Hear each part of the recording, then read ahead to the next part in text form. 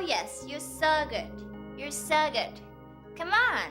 Come on, Toshi. Hey, Toshi, come on.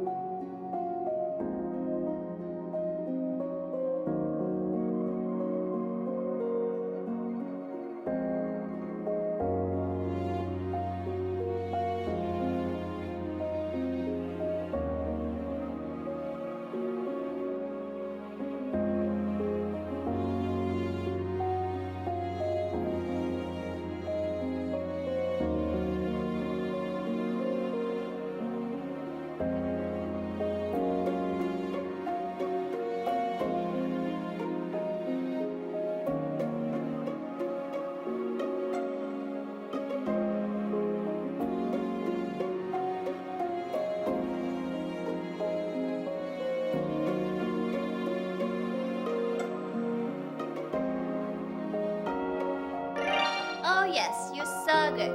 You're so good. Come on. Come on, Toshi. Hey, Toshi, come on.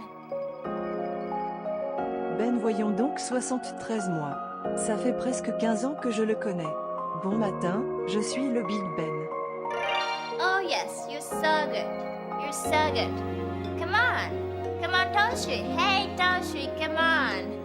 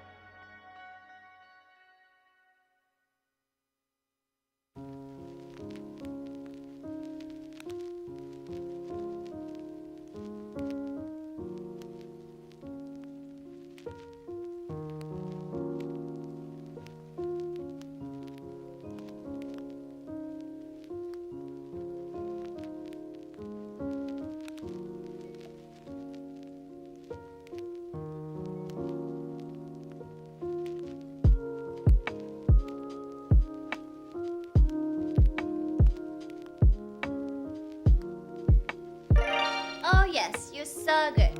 You're so good. Come on. Come on, Toshi. Hey, Toshi, come on.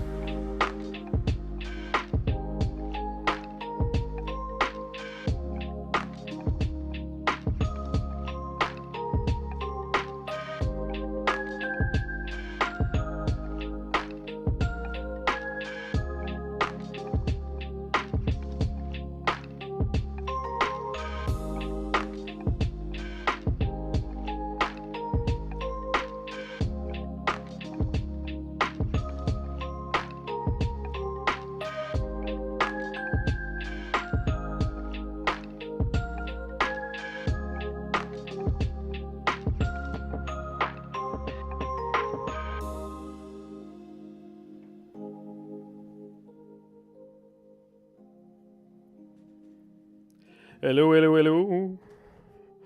Bonjour. Bonjour. Qu'est-ce qui se passe? Il y a trop de subs.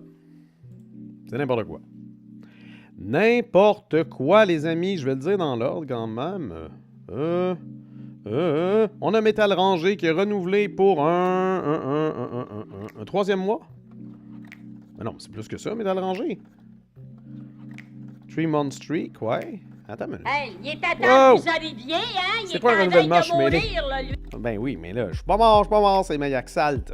OK, donc on commence. Métal Rangé, c'est son troisième stream de suite, tout simplement. Forest 6 a renouvelé pour un 44e mois. Ensuite, on a eu Big Ben qui a renouvelé pour un 73e mois. On a eu Mayak Salt qui a renouvelé pour un 13e mois. Et Mitch le Gamer qui a renouvelé pour un 76e mois. On spam des emotes pour remercier toutes ces jolies personnes de leur fidélité. J'ai même chandail qu'hier. On n'en parle pas. On n'en parle pas. Prendre ma douche tantôt. Donc, Métal Rangé, bon matin. On a Jean-Philippe Pouliot, Miss Betty Naleb. Ouais, non, c'est ça. Je me suis rendu compte ce matin que c'était prévu pour aujourd'hui. Puis pendant que je préparais mes nouvelles pour Radio Talbot, je me suis dit, ben, on va la regarder. Comme ça, on va peut-être avoir une information. Bonola est là. Murdoch Dagen. Bonjour. Ou Dagen. Bienvenue parmi nous. Mitch le Gamer en place. On a Evil, Retrotectum, Tanamir, Big Ben de Mirandette, Zindra. Ça ressemble à ça. Naonak, XLG, Mayak Salt. J'avais dit merci pour le cheers d'ailleurs. Et ça ressemble à ça. Les amis, ça commence très bientôt. Ça commence supra bientôt. Genre, si je fais ça, là, ça commence bientôt. Fait que... Reste une minute. Une minute. Donc, on va arrêter la musique ici. Je vais arrêter ça comme ça. Puis, on va unmute le live. Je vais mettre les sous-titres, mais j'imagine que ça va être des sous-titres en anglais. On va voir s'ils sont agaçants. Ça commence maintenant.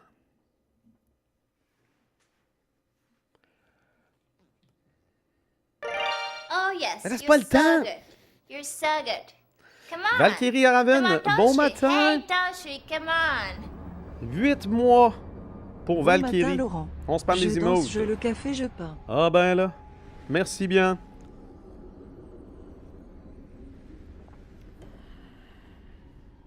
Mais là. State of Unreal. Est-ce que mon volume est dans le tapis? Ouais. OK. Ça va être correct, ça.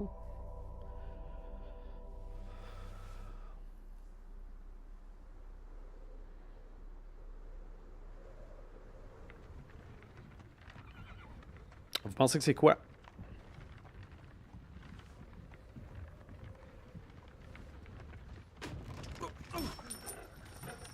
Sleep is he? The plowing plonker. Break me pearlies on this blasted pip. Prince of Persia? Carrément? Ah, je vais enlever tout de suite, je pense que... Where's Fear not dry road? Aye, the devil's after the This running from. Ouah. Le son est vraiment pas fort.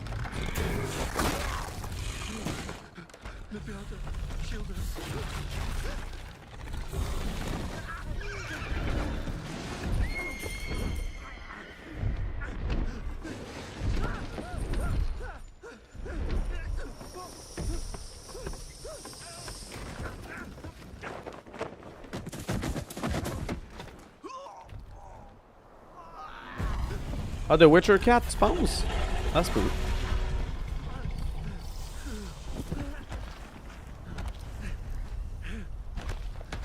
C'est ça, en 2022, CD Projekt Red s'est entendu avec Epic Games pour utiliser Unreal Engine. Fait que ça aurait du sens.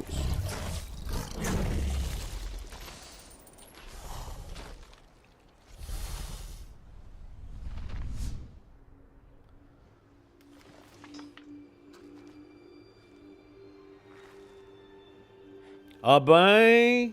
Confirmé. So,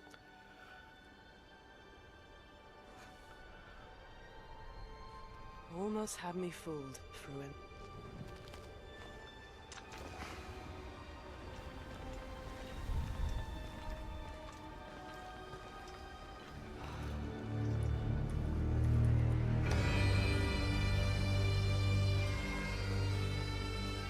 Wow.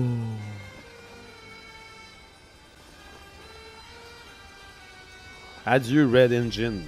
Ouais, ben c'est sûr que entretenir un moteur de jeu, ça demande beaucoup de ressources. Puis avec le lancement de Cyberpunk 2077, Thank you, everyone. And heureusement, ils ont welcome to the patché, State là, of mais Unreal tu sais. at Unreal Fest Orlando. We're here to show you what's next with Unreal Engine and so much more. We are thrilled that you're able to join us. Thank you. But first things first, I'm here with Sebastian and Kitek from CD Projekt Red. We have a lot to talk about. Hey, guys. Hey. Thank you, Wyatt. Thank you, Wyatt, and hello, everyone. With The Witcher 4, we're stepping things up. And to do that, we needed the right partner. One that truly understands that great open-world games are all about art and technology coming together. Yeah, and look, our goals are completely aligned here. And around the launch of UE5, your awesome team at CD Projekt Red announced a collaboration to make open-world development in Unreal even better. And it's an opportunity, we just couldn't pass it up. So we've been working on a technical demo together to achieve just that. I think we should take a look at it. You guys ready? Born ready. Kitek is going to play the build for us. Sure, let's do it. Un rap déjeuner à l'avocat? Quoi, tu veux me payer le brunch? This is a technological showcase set in the world of The Witcher 4. Écoute, comme tu veux, là, je sais pas s'il va être à What l'avocat. you're going to see now is running on a standard PlayStation 5 at 60 FPS with ray tracing. So in the game, you'll be playing as Ciri, a professional monster slayer, a witcher. She explores the world and hunts down monsters for coin. The region we are in is called Kovir, and you'll get to explore it in a game. Right now, Ciri is investigating a monster, and after gathering new clues, she is heading back to a nearby village.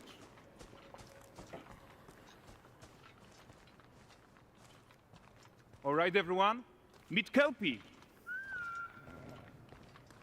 Let weeds be weeds, Kelpie. Un wawal! So just like Geralt and Roach, Ciri has her own loyal companion.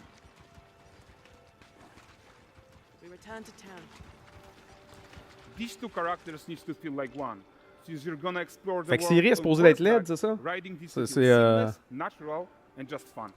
Yeah, and to support that, we're introducing multi-character motion matching. Ça, c'est un jeu woke? C'est ça? So Ciri and Kelpie, they're perfectly synchronized Quand? when mounted Comment from ça? any angle and speed. Ah, man, les haters sont And tellement we drôles. also support root motion movement on Kelpie, so controlling her feels realistic and grounded. And there are also some really nice improvements to our Unreal Chaos Flesh Solver and these machine-learned deformations. So you've got realistic muscles moving and stretching under Kelpie's skin without compromising the performance there. Hey, hein? Y a-tu un pipi? Y a pas de pipi. Ils ont pas choisi d'aller... So let's leave Ciri behind for a second. Oh, yes. de restituer la fidélité comme le ferait Rockstar. Come on, Toshi. Hey, Toshi, come on. Arcaïel! Merci beaucoup, renouvellement 26e, on aime ça. 26 mois de moi. Yeah, and wild nature On spam des emotes dans le is chat hard. pour remercier Arcaïel. And with nanite geometry, we Fidélité. free artists from so many of their old constraints. But we don't want to rest until everything we do in Non, mais il y a Unreal has that same spirit Il y a of des gens qui se freedom. plaignaient sur There's always Reddit, more work to do. qui comparaient le visage de Ciri avant et après, puis là, il y a comme, ah, là, elle a un petit peu plus de joues, puis ah non, regarde, ils l'ont enlaidi pour la rendre woke. J'étais comme, And in quoi? order to achieve gorgeous Quand? foliage density everywhere, Voyons. while still being memory efficient, fast to render, we believe that a new idea was needed. So instead of the same card approach we've been using for the past 20 years, artists should be free to take a nanite approach to foliage, modeling every single leaf and pine needle. And the old LOD tricks of the past, they needed a complete rethink. And in their place, it's a new adaptive voxel representation. Bon, les nanite. voxels It's encore. volumetric, it's fully 3D, it is super fast to render. And these dense clusters of triangles turn into these cubes, which at a distance, they're no larger than a pixel, and they react to the changing light of our dynamic sun and our shadows, and they allow artists to render whatever amount of foliage is needed to achieve their vision without compromise. And no compromise means how ambitious we are when it comes to bringing our vision to life with incredible visuals. But more than that, together with Epic, we created faster way to load the world. We can now bring in more content more quickly for the smoothest possible experience as we fly down to catch up with Siri.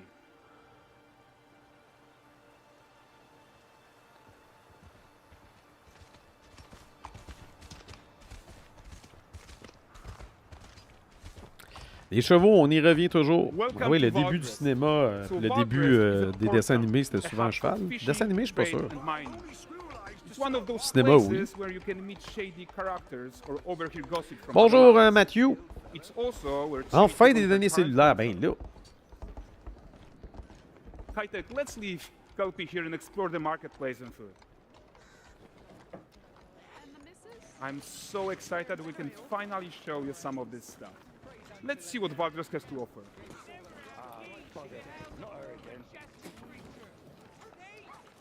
Il crache à terre, c'est pas fin ça. T'es en train de regarder le State of Play. C'est pas un jeu auquel je joue en ce moment. C'est une présentation. Ça, c'est Witcher 4.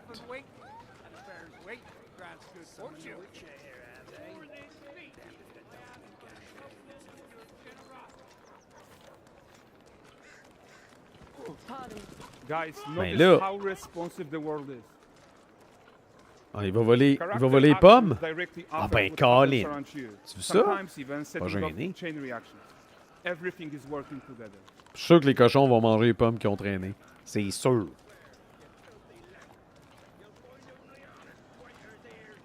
Oh, look at this poor gentleman being taught how to fly by an angry innkeeper. That's what happens when you cheat at Gwent.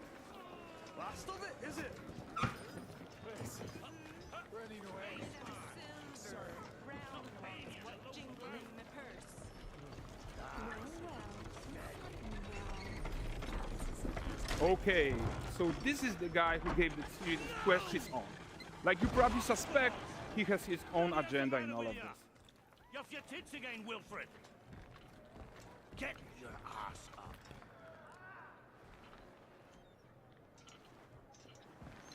A typical day's toil. Who in? Ah, Witcheress. What news of my wagons? No eternity is taking that damn salt to arrive. I found them. And, well, suffice to say, they'll not reach you. As for the salt, found not one speck. I presume this comes as no surprise to you. Now. Kabir's smuggling trade is of no concern to me. Shush, shush, shush. The manticore that flattened your cart and devoured your men? Quite the opposite. Manticore? No, them wings. Oui, il y a une conférence, effectivement, vendredi. Il y a plein de conférences cette While semaine. Siri decides what to do about that Dimanche, merchant, Death let's take a Stranding look 2. at the character technology that powers this marketplace. Genre à 3 heures d'après-midi. Why don't we listen in on these fishmongers? They're selling their wares, chatting up customers. À Tony, j'ai jamais joué à aucun Witcher. T'imagines? Into seeing something more. Got mackerel cod, all Brexit's finest. And there is tons of tech to play here, even in this simple market stall. Metahuman tools, improved Unreal smart objects, chaos cloth, and more. Yeah, and all of this exists to make sure that the gap in quality between Siri and NPCs Pourquoi is XLG? as small as possible. Yeah, and closing that gap, it's not just about fidelity, right, but also authenticity. They should react to changes in the world around them. But the prisoner in Pillory isn't exciting enough for Valgress. Let's grab everyone's attention with a circus. Trop de commitment? Ouais. But the great performance deserves a huge crowd though. Let's crank it up.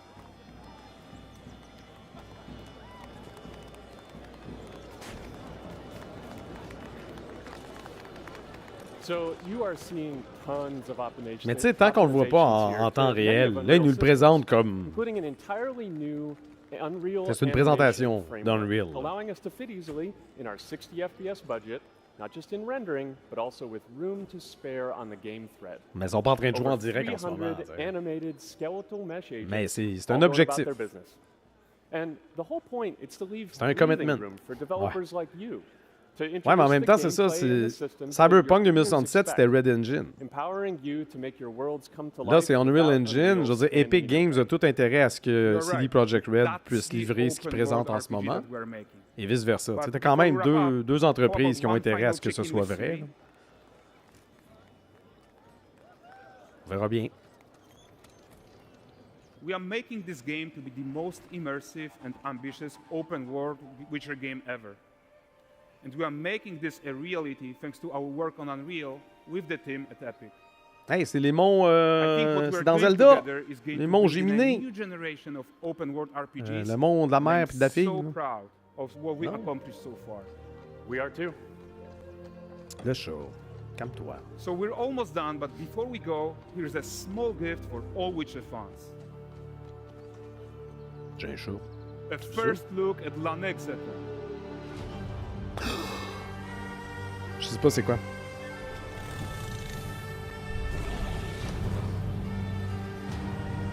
Un dragon, toi? Tu peux pas, ça? Onward, Ça come. existe même pas, les dragons. We've worked.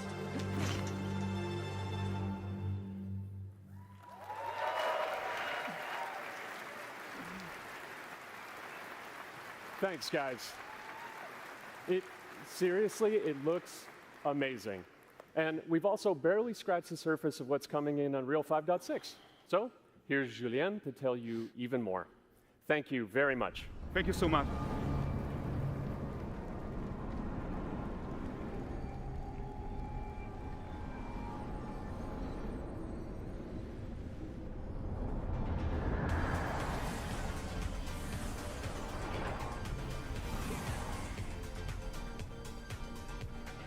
Hey everyone, great to be here in Orlando. I spent a lot of time on this demo, so I'm happy to be Ok, the ils vont one nous to le montrer en talk temps about réel. Ok, what ça c'est went cool. into the 5.6 release. An open world like that was just the perfect content Ben, to j'imagine. focus on our main goal, Ils vont peut-être le faker. Là. which was Je sais pas. performance. We want the engine to scale to large and rich worlds. We want to preserve graphics quality. And of course, we want to deliver high frame rates that you and your players expect. So let's check it out, starting with rendering. If you all remember, when we released Nanite with UE5, it supported static geometry. Last year, we brought skinning to Nanite. And now, we're working on Nanite foliage. The only way to have a forest that looks as good as this one is to use 3D geometry for all parts of the trees, just like we do for everything else.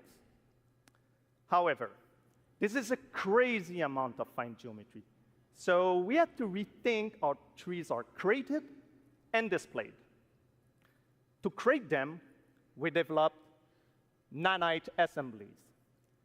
These 28 little parts that you see are all that we use to build all the spruces from the forest. They are instanced thousands of times and used like building blocks to assemble trees in different ways.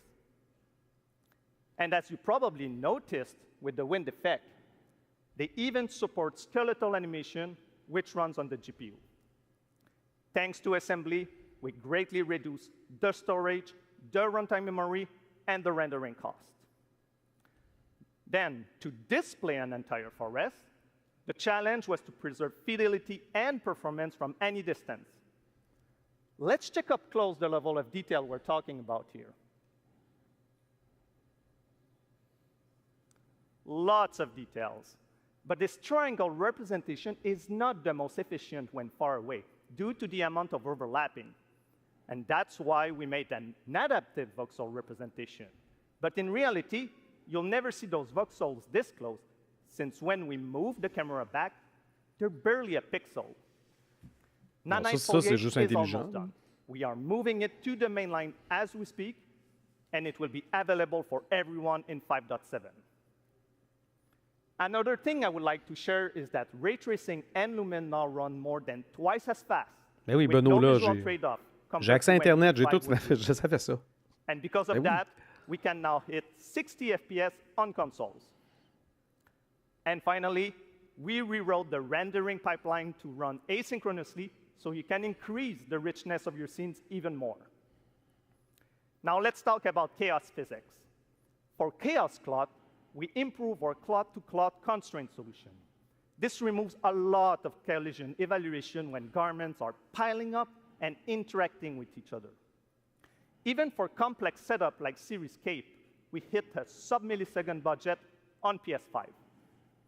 With Chaos Flesh, we introduce procedural muscle activations to make deformation and motion more natural. Your artist will still have control over tetrahedral simulation and train ML models that run fast in real time. We now support the baking of fluid surface data into lightweight assets to be played back at low cost. This is going to give you high-fidelity water without the performance cost of real-time. Penses-tu que les TED Talks ont eu un impact sur comment les présentations aux médias se font, Laurent? We work on both performance and fidelity. Je pense que c'est surtout Apple qui a influencé les TED Talks qui influence les autres, peut-être? Well, that works no matter the angle of approach. That's our Modes Character motion matching solution. We also added motion matching in Sequencer to build stitch tracks. With them, you can seamlessly transition from gameplay to cinematic.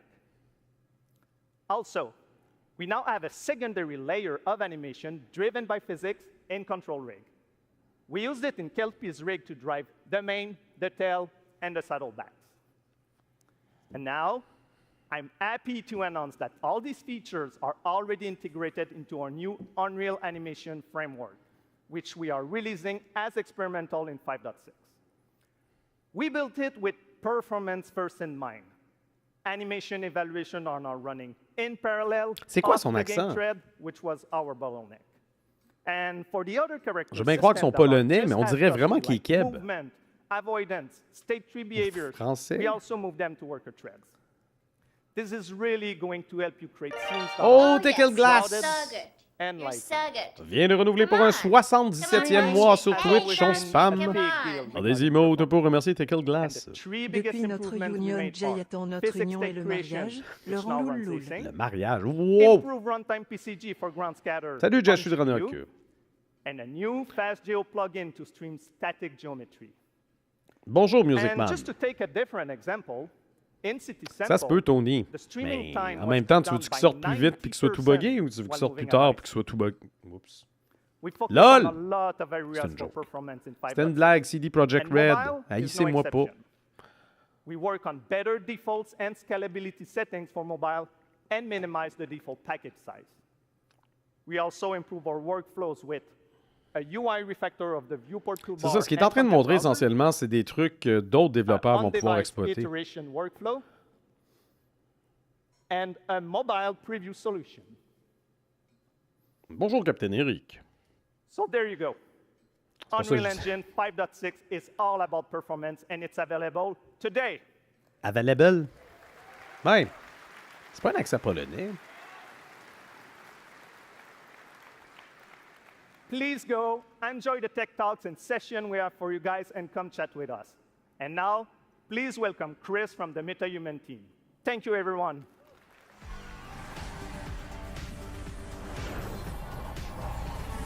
Chris Evans. Quoi? Le Chris Evans? The Marvel pis tout? C'est même pas lui. MetaHumans may only be a few years old, but we are seeing them everywhere. Je pense que Capcom ont annoncé que la mise à jour de Street Fighter 6 serait le 5 juin. Nous, ici, on la reçoit le 4. Ben là, c'est ça qui arrive. The creativity and Voyage dans le innovation temps. coming from the community continues to inspire us. It reminds us why we build these tools in the first place. To make it easier for everyone. Parie combien que to tell Laurent, stories that matter. que ça va râler sur Internet en mode, Now mais we're c'est quoi entering cette the next présentation? On chapter, n'a rien vu. Expanding how you create bon, and ça se animate peut. metahumans with flexible workflows that help you move faster and work Il smarter. n'y a plus rien qui me surprend à cette To heure. walk us through some of the biggest Je suis rendu features tellement in this release, cynique. please welcome Il n'y a plus rien qui filmmaker me and surprend. virtual production Je pioneer suis mort en Matt dedans. Workman. Eh oui, tout le monde va saigner du nez, comme d'habitude. Thanks, Chris. For those that don't know me, I'm a cinematographer and Unreal Engine developer. I worked on Epic's first in-camera VFX demo, the one with the motorcycle surrounded by LED walls. It was pretty cool. I'm also the creator of Cinetracer, a previous tool used by Fait que ça, c'est filmmakers l'équivalent du volume de Lucasfilms. I've been using MetaHumans in my work since the alpha, and recently I've gotten some hands-on time with some of the new features coming in Unreal Engine 5.6. MetaHuman Creator is a fast and intuitive web-based application used for creating digital characters. And now, with the 5.6 release, all of that power is available directly in the editor. That's right, MetaHuman Creator is now fully integrated into Unreal Engine. Et là, Bonnie, bon matin. I think it's pretty cool too. You can create and work with metahumans directly. Ouais, moi in non your plus, j'avais pas eu de project, trouble, keeping Tony. everything C'est ça, je faisais connected la blague. and Pas... in context. Moi, je pense With the new que character assemblies, metahumans are Cyberpunk built aurait jamais dû locally, sortir making sur it tout en even même temps. easier Il aurait dû to sortir la version PC integrate them d'abord, directly puis into your ensuite pipeline. console. Puis tu sais. MetaHuman Creator is one of bon. Unreal's first cloud-enhanced tools. It means you work locally, but for heavy lifting, tasks like generating high-quality textures or building our complex face and body rigs, we leverage MetaHuman Cloud services, which deliver high-fidelity results without ever leaving the editor.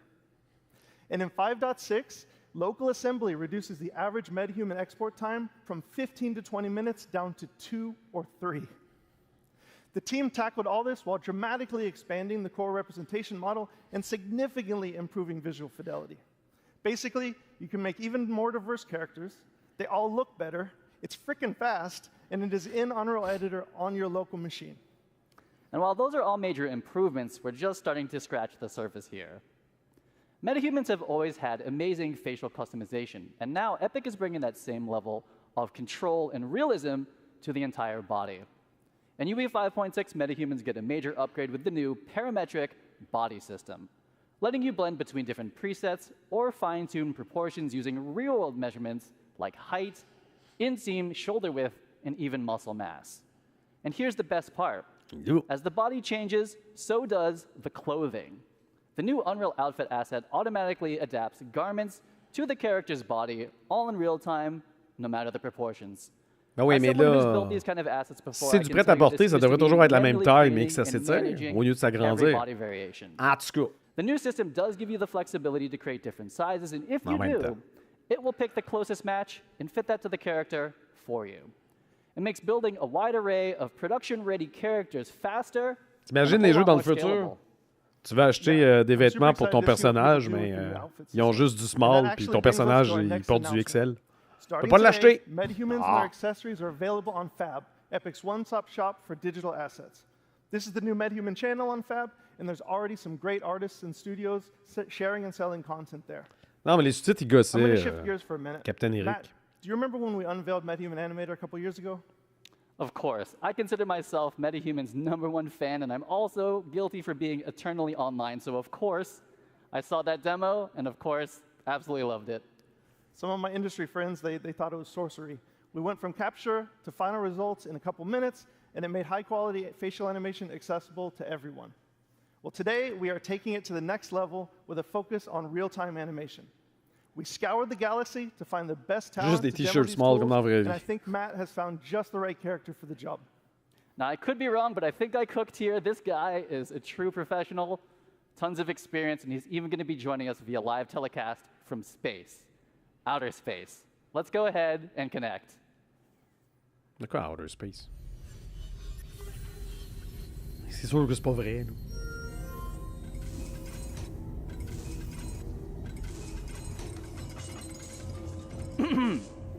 Hey, Blue! Dude, Matt! This is amazing! Je sais pas c'est qui. I'm making nachos in my nuclear-powered air fryer. Anyway, I was about to munch on this before the keynote. What's up? Ça doit être en lien avec la précédente présentation We're live streaming to Unreal de l'an Fest right dernier. now. Dude, you're live. Oh yeah, look at that. You people in your time zones. Hey, Chatterbox, can you turn it down? Like way, way down. I'm about to do a keynote. Yo, so what's up, Unreal friends? So get this, for the first time ever, you're seeing me live in real time. This isn't pre-recorded, it's not baked. You're seeing everything as Il it's faudrait qu'on le voit sur la scène. OK, on le voit sur la scène, d'accord. Ça, c'est intéressant. And it's all thanks to MetaHuman Animator. Just check out my alter ego, Corey. He's down there on stage with you guys, and as you can see, our movements are mirrored within milliseconds. Even the smallest expressions are beautifully articulated. C'est quand même cool. Yeah. And look, he's not even wearing a helmet or a suit. I'm telling you, the possibilities are getting crazy. Now I can live chat with fans, take my stand-up act on the road, perform Macbeth. Okay, maybe not Macbeth. T'imagines le VTubing The real dans le truth futur? is, the power of live performance is in all the happy accidents. Honestly, most of my best stuff happens when things go, you know, a little sideways. Nuclear core instability detected. Case in point, trusting my beautiful nachos to a DIY nuclear-powered air fryer. Hey, Corey, come on out here.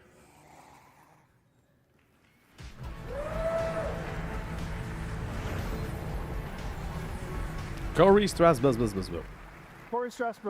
Corey Strasburger, everyone, the genius behind Blue and Xanadu. MetaHuman Animator now delivers high-fidelity facial animation from virtually any 2D video source in real time. Whether you're driving the performance of your favorite character or calling into keynotes from low Earth orbit, the sky is the limit when it comes to breathing life into your characters. And speaking of that, Corey was just driving Blue with a consumer webcam and markerless motion capture from the Captury. Corey, Là, je me demande si c'était pas la webcam d'El Gato. Congratulate you on Blue's VTuber debut right here at Unreal Fest. And by that, I mean that this is the first time we're seeing MetaHuman Blue puppeted live, and he looked incredible on the big screen. And I know we've said this before a couple times, but I still can't believe that that level of facial quality is possible from a tiny consumer webcam. It's just absolutely crazy. Yeah, thanks, Matt. It is, man. It's all mind-blowing. And for me, doing everything sort of solo, being able to see my performance like instantly is literally at the core of my pipeline. So I've been waiting for this quality for a really long time. And Chris, thanks to an amazing collaboration with the MetaHuman team, Blue is finally pure MetaHuman. And so with all the other crazy stuff that you guys are elevating, I think Xanadu is about to level up in a big way. So thank you guys. You guys rock. Awesome, man. It's been awesome. I'd like everyone to give a round of applause to Corey and Matt, and thanks for showing everyone. Thank you. Thank you, Matt. Thanks, guys, for showing all the fantastic features we're going to hone in on this release. All right. We're going to end big with a few updates. C'est pas tout la même chose que Real-Time Animation qui a été utilisé dans GTA 4 ou les jeux de football. C'était une IA liée aux personnages pour produire des animations en temps réel. MetaHuman Expression Editor and Groom Tools. D'accord. The Expression Editor lets experienced riggers fine-tune a character's expressions and expression combinations, whether matching scans or creating something completely custom, like a nacho-eating space alien. And our new Groom Tools simplify one of the hardest parts of character creation, high-fidelity hairstyles, making the process more intuitive, faster, and streamlining export directly to Unreal Engine. We've built these tools for our own teams to solve real production challenges, and now we're opening them up to the entire community. Next, we know you want support from MetaHumans in your favorite content creation tools, so we're working with partners to make sure that DNA and rig logic work wherever you do. And we have saved the biggest announcement for last. We have updated the Unreal Engine license. Ben oui, mais c'est ça, il n'y a aucun rapport avec ça. Je sais pas pourquoi tu parles de ça, David. Ils ont utilisé le même nom, mais oui, mais c'est Real-Time Animation. If you're curious to learn more, join c'est comme un site web en 2025 et un site web en 97, ils sont pas pareils. To get hands-on with everything you've just seen, and thank you.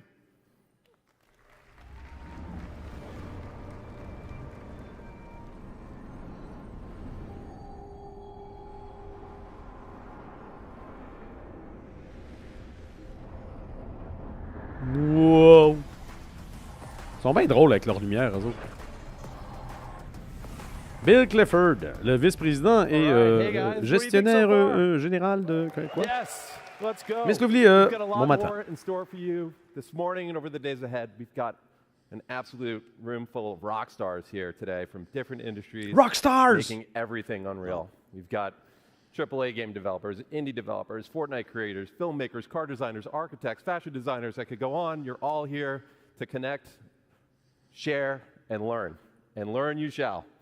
We've got over 150 tech talks and dozens of hands-on labs covering all of Epic's developer tools and services.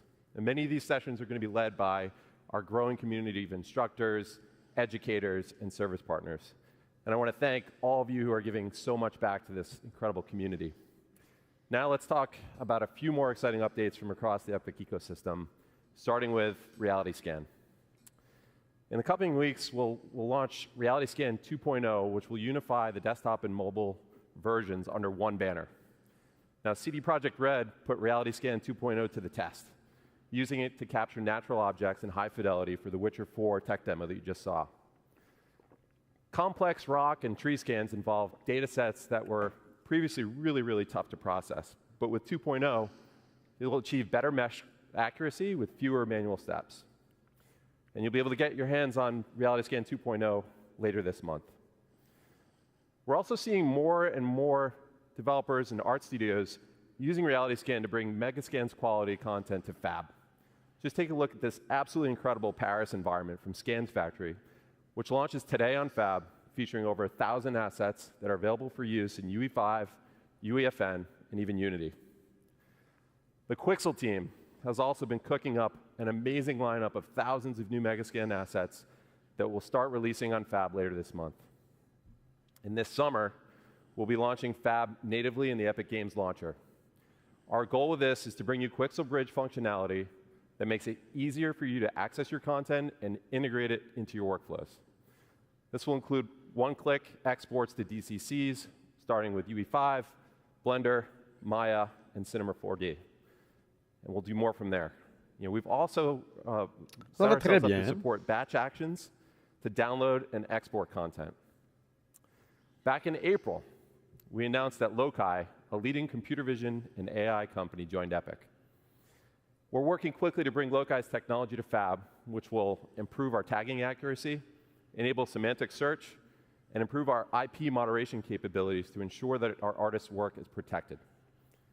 All right, we've shown you what's coming from our side. Now it's time to spotlight some of the incredible projects from across industries that are putting Unreal to the test.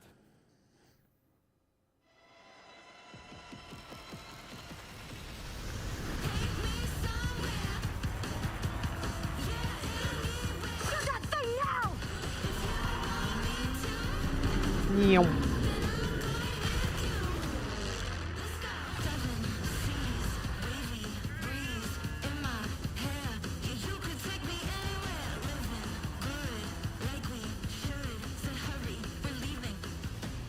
sure cause a lot of explosion.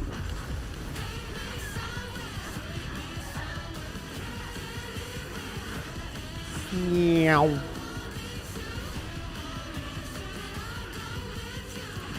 There have been noise complaints. Arrêtez avec vos framerates de merde, ça m'énerve. Oh yeah, Metal Gear Solid. Oh yeah, Expédition.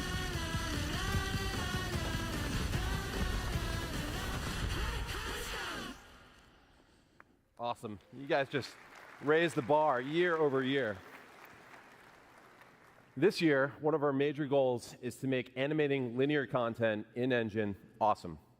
We've got a lot of work to do still, but the 5.6 release is packed with new features that have been influenced and battle-tested by some of the world's best studios. One of them is here with us today. The Third Floor has an impressive track record of using Unreal to make movies like Guardians of the Galaxy and shows like House of the Dragon.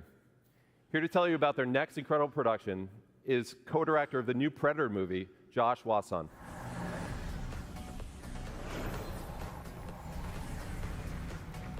Got du popcorn. Ça peut pas, ça.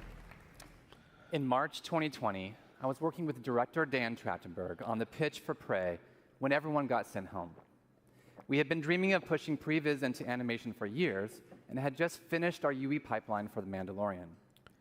Uncertain what would happen to movies in a post-COVID era, now is the time for Third Floor to get serious about finals. So while we're having a blast crafting scenes in UE for Prey, I got to show Dan the cool things we had brewing. And that led to an idea. What if Predator was an animated movie? Fast forward to the industry contraction of 2023, and projects started dropping like flies. But this crazy ambitious film with a crazy ambitious schedule materialized right in the middle of it all. For 20 years, on more than 1,000 projects, the artists at TTF have been on the front lines of visual storytelling in movies, games, and episodics. When Predator came along, they took all of that live-action experience, all of their love for cool stuff and great stories, and poured their hearts into a new kind of animated feature. So Dan and I pitched a film rooted in live action that looks and feels like moving concept art. We developed a handcrafted style from the paint strokes to our stop-motion-inspired movement on twos. It was a monumental challenge, but the leap into anim led to significant innovation. Our team built Hummingbird, our real-time lighting and comp tool inside UE. It handled all of our stylization passes in engine before render. We saved countless render hours and reduced our hard drive usage to 1/50th the space traditionally required. Now, let me tell you about my favorite character in the movie.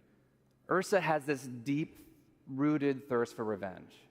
She learns that the man responsible is in this throne room in this huge fortress. So Dan had this idea, what if we did an entire battle in one shot? What if we kept the camera focused on her goal? And what if Ursa fought them all by herself? The best way to speed up any production is to speed up decision-making. So with 4 parallel teams inside Unreal, we got the entire film up on screen in 4 months, allowing us to iterate and hone the story and really make it sing before shifting into final animation, ultimately delivering the film in 18 months. If this movie were live action, we'd be filming at golden hour every day for weeks with a massive crew and several giant vats of blood.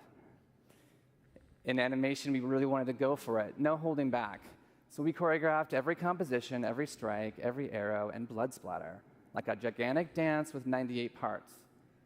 Yet we also wanted to feel the camera operator reacting to all the kills as they happen to put you inside this quest for revenge. On behalf of 20th Century Studios, Dan Trachtenberg, and all of us at Third Floor, we hope you enjoy this exclusive clip from Predator, Killer of Killers.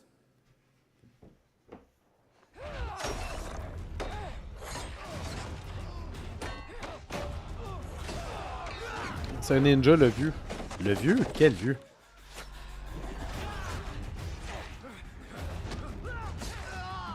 Pas mal sûr que c'est une madame. Mais bon.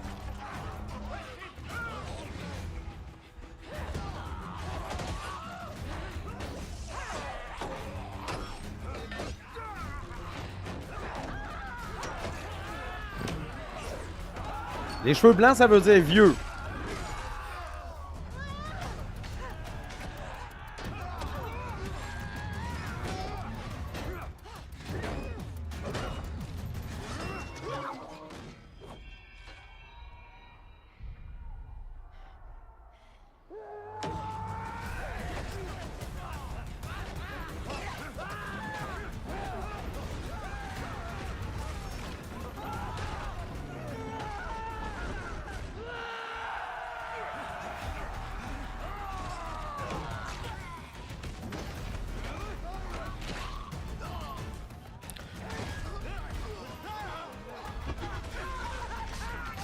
Je sais que l'animation, c'est un framerate plus bas, mais là, on dirait que pour faker un style animation, ils ont mis le framerate tellement bas que c'est dégueulasse. Non, je sais pas ce qui se passe. Qu'est-ce qui se passe? Qu'est-ce que j'aime pas là-dedans, mais que ça me dérange pas quand c'est un animé dessiné à la main? Qu'est-ce qui se passe? J'ai de la misère à comprendre pourquoi ça me gosse là. Je sais pas. Il y a quelque chose. There are so many incredible games that we could highlight today.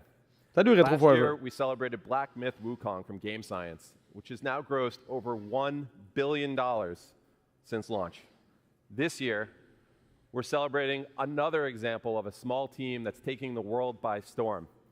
Clair Obscur Expedition 33. Mais c'est pas. C'est ça. On dirait que je suis capable de percevoir quand c'est une simulation. Expedition 33 sold over 3.3 million units in its first 33 days. Quand c'est une simulation de stop motion versus du vrai stop motion, je suis toujours capable de le voir, mais je ne sais pas pourquoi. Let's hear from Sandfall's co-founder Tom Guillermin. c'est la même chose avec les dessins animés qui dans ce contexte-là. At Sunfall Interactive, the studio behind Clair Obscur Expedition 33. It's an honor to be able to share a few words with you today. When we began the development of Expedition 33 back in 2020, Laurent, comment les prédateurs sont-ils capables de voyager interstellaires alors qu'ils ont visiblement une structure sociale de chasseurs nomades? C'est peut-être parce que c'est une œuvre de fiction. C'est le jeu. Il y a une émission que mes enfants écoutent sur Netflix où tous les personnages sont animés normalement, mais il y a un seul personnage qui est animé avec ce framerate-là. Ben, ça s'en vient dans Death Stranding 2 aussi. religiously getting every update to try Mais out bon. the new features and optimizations from Epic. This allowed us to keep our development focused on the element that would have the most impact on the game we were making. The visual identity of our world, the story and the characters, and of course the gameplay with this blend of turn-based Ce que je trouve strategy bizarre, puis and là, ils viennent de le real-time montrer clairement en plus, les séquences où Maël, genre, est dans un monde en noir et blanc, mais qu'il y a des trucs qui sont en couleur, on voit clairement le masque. Le masque autour de Maël pour la mettre en noir et blanc. Quand tu regardes dans le noir, tu vois la différence de noir entre le noir d'un environnement coloré et le noir du noir et blanc. La ligne est là. Je trouve ça un peu maladroit.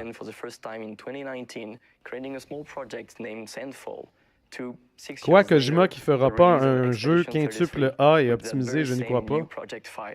C'est pas ce que j'ai dit. Il y a un personnage qui imite du stop motion dans Death Stranding 2, c'est tout.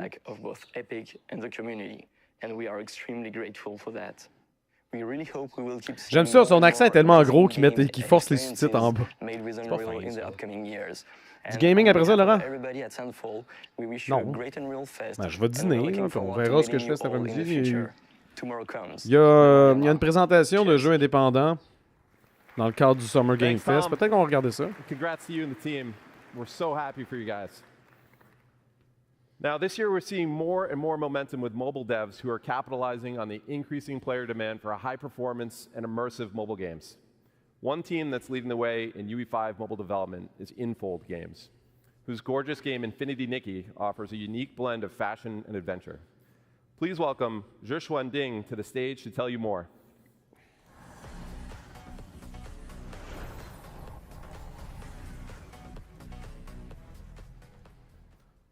Hi, everyone.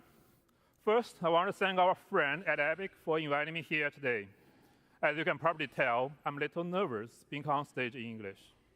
But I was even more nervous when I first joined Infold Games to create Infinity Nikki, our most ambitious project yet.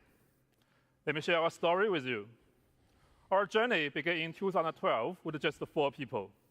Here are the games released before starting Infinity Nikki in 2021.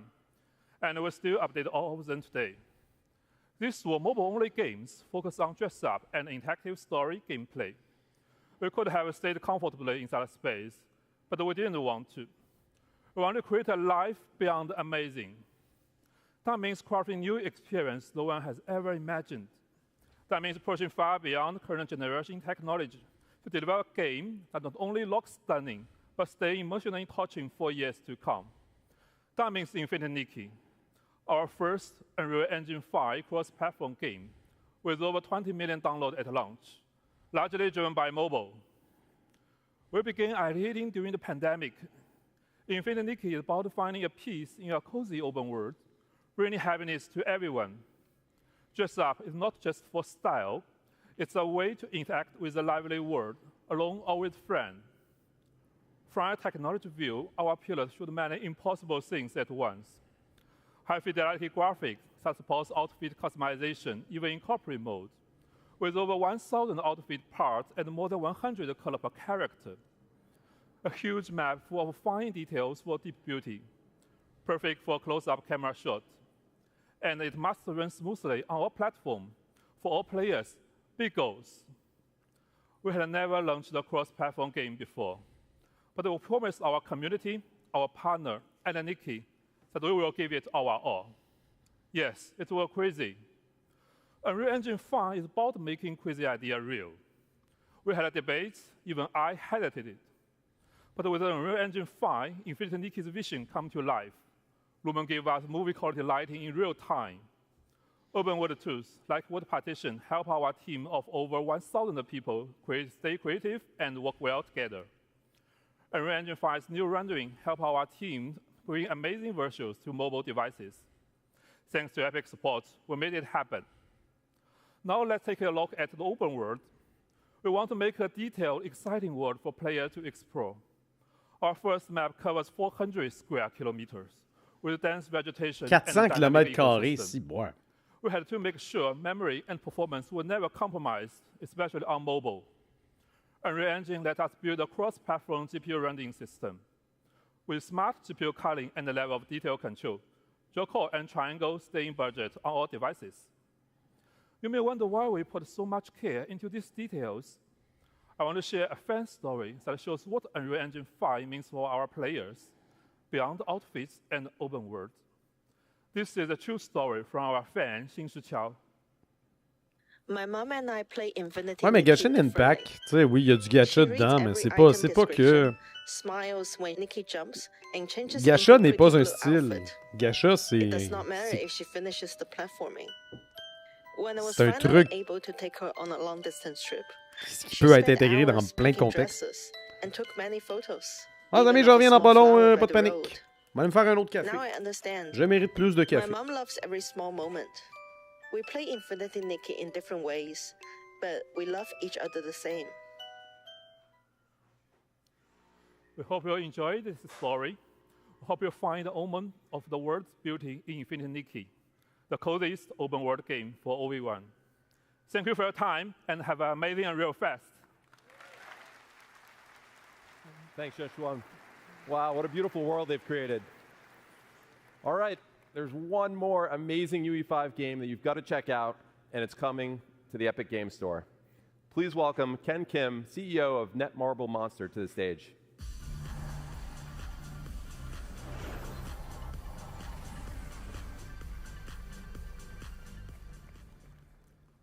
Hello, everyone. Excited to be here today. I'd like to first thank Epic Games for this opportunity. It's a great honor to introduce our latest project here at Unreal Fest. Let me introduce Mongil Stardive. Mongil Stardive is the successor to Monster Taming, a game we first launched back in 2013. Known as Mongil in Korea, the game was a huge success, surpassing 10 million downloads just in Korea. With this new title, we aim to expand the world of Mongil by creating a vibrant living world filled with countless characters and monsters. To achieve this, we chose Unreal Engine 5, which allowed us to capture even the most subtle emotional expressions of the characters, making the world of Stardive truly come alive. This was the best choice for delivering a seamless cross-platform experience across PC, console, and mobile. One of our key goals is to provide players a whole new gameplay experience by giving each and every character deep narrative and its own unique control system. That means every time you change characters, it'll feel like you're playing a different game. And this transforms Stardive from a simple action game into a truly immersive adventure. Moreover, the monsters in Stardive are not just enemies. They can be tamed, nurtured, and become your companions along the journey. Depending on their traits, they can also be used to craft weapons or used as ingredients to cook, adding a deeper layer of strategy and connection to the game. Each monster is a living, growing creature, transforming the conventional concept of monster collecting into a meaningful, dynamic relationship. The Epic Game Store, with its global reach and strong community, is the ideal platform to connect with players around the world. And we are happy to announce that Mongil Stardive will be exclusively on the Epic Game Store for PC. Now, I'm excited to show you a brand new trailer from the game.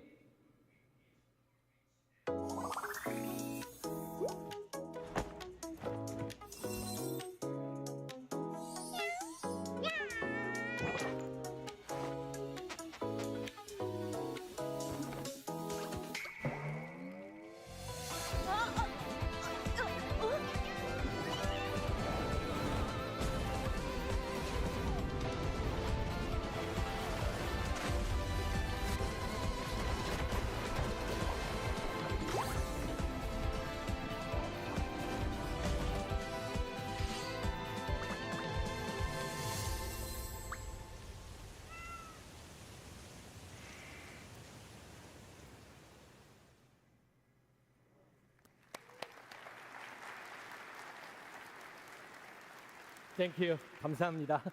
We hope to see you at tomorrow's session.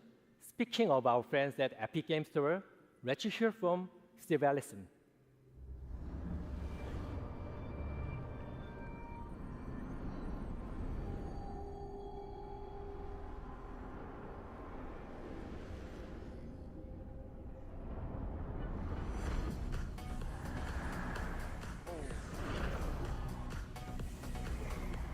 Hey, what's up, everybody?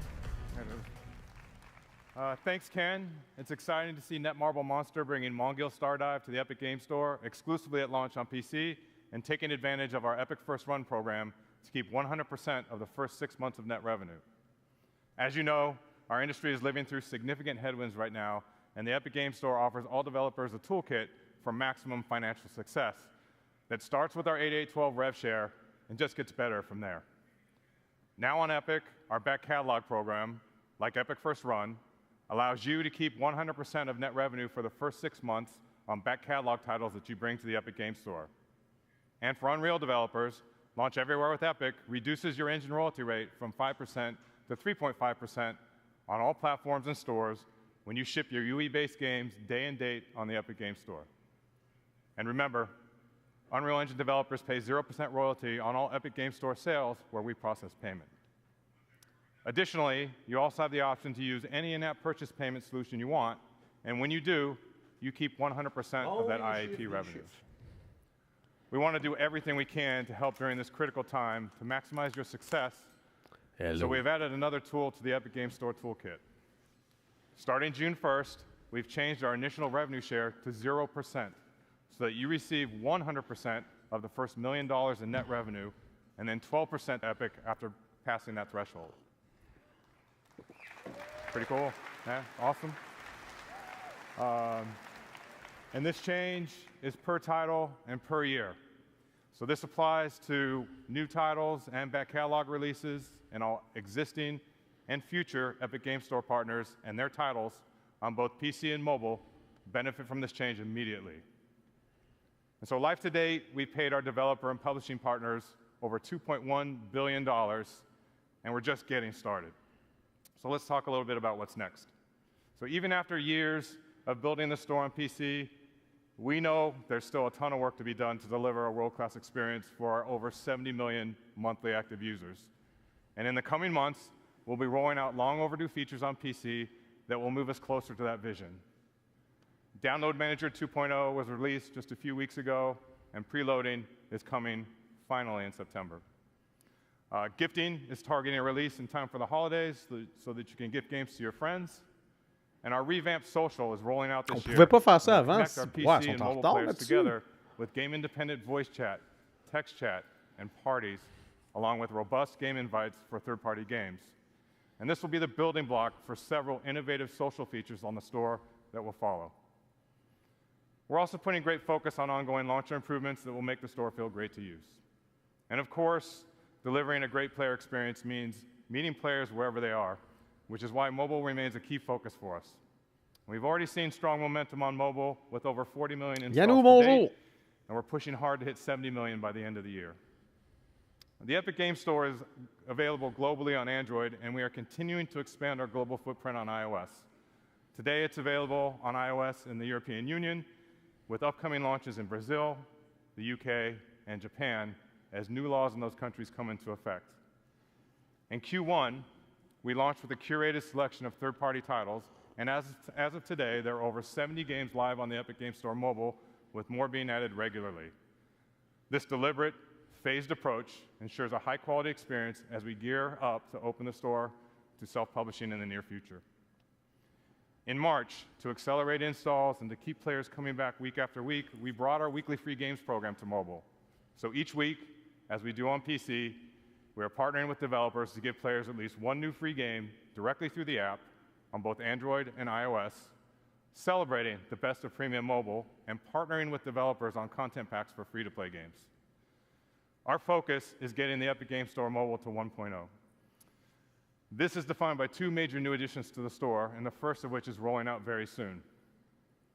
We're launching Epic Web Shops in July. Developers will be able to come into our tools and easily set up a shop for in-app purchases for mobile and PC games.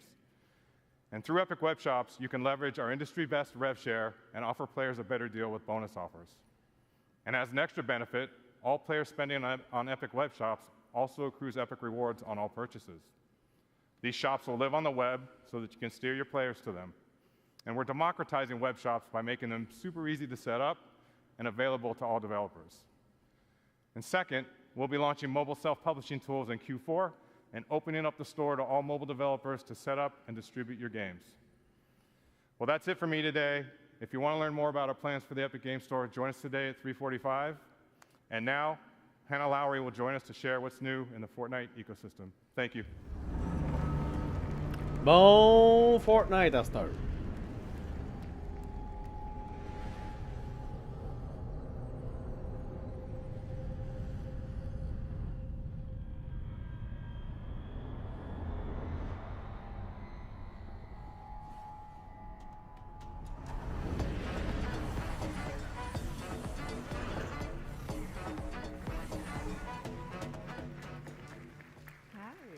Thank you.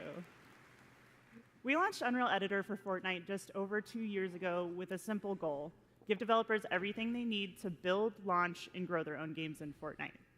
Since then, it's been incredible to see how creators and players have responded. Millions of people are playing games built by you. And since the launch of UEFN, players have spent over 11.2 billion hours across more than 260,000 live creator-made games.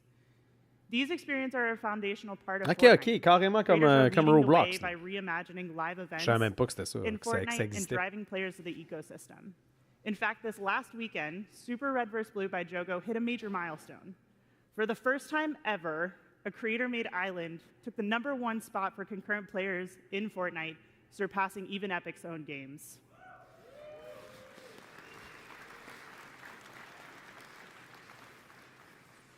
This is a proof the system is heading in the right direction.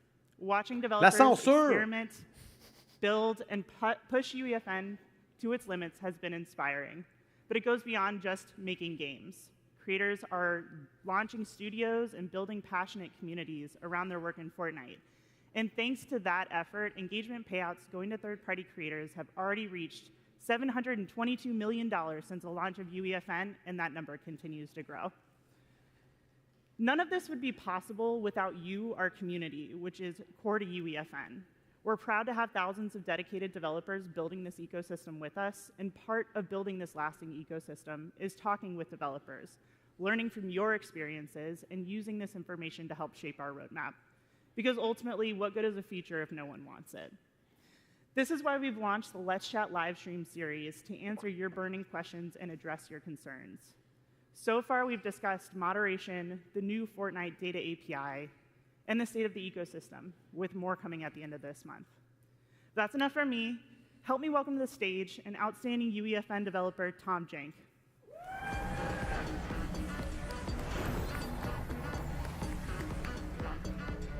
Good job. Tom, good to see you here in Orlando. How are you feeling? Oh, I'm doing great. It's been amazing. Why don't we get started by you telling us how you got into UEFN for those who don't already know you? Yeah, I actually originally started in the animated film industry. I worked for Netflix, Pixar, but I was really looking to kind of be my own boss. I really want to do my own thing. And so, one thing led to another, and now I'm here at the State of Unreal. Now you're here. How did you find success in UEFN? Like, how did you build towards what you are today? Well, I released a few maps, but the momentum really started coming when I started releasing my warm-ups. I posted daily on Twitter, just these janky experiments that are kind of weird and wacky, and people thought, how is he doing this in UEFN? And so that built to commissions and work and me doing this full time. I know a lot of people are probably familiar with your warm-ups. Did you ever make any of those into maps? Actually, that's where Fortnite football came from. I would pick up these little dinos and move them around, and I coded it wrong once and just punted them across the field. And I was like, well, this could be a game. This is kind of fun. And so Fortnite football was born. But no dinos. No, I got to keep within the age rating. It seems like Jank has been sort of core to your experience on the platform, or core to what it was like for you to learn. Can you tell us a little bit about how you landed on that brand? Yeah, actually, I am not formally trained in game design or programming. So I really started to kind of lean into that. This is a little janky. I'm using this new software. I'm building this fun stuff. And that just became part of my brand. If I messed up, well, it's just jank. That's how it is. And so you can hear more about it in my session, the upcoming later this week, Tom Jenks UEFN Survival Guide. I love the name. It's a great name. Thank you so much for joining us up here. I mean, for us, it's really good to hear that regardless of the experience you had coming to this ecosystem, you were still able to sort of build and make a name for yourself here. That's really what we're looking for. We have a couple things on the roadmap to hopefully make your experience in the ecosystem a little bit smoother. So here to tell us more about what's coming next in UEFN is Sax Pearson.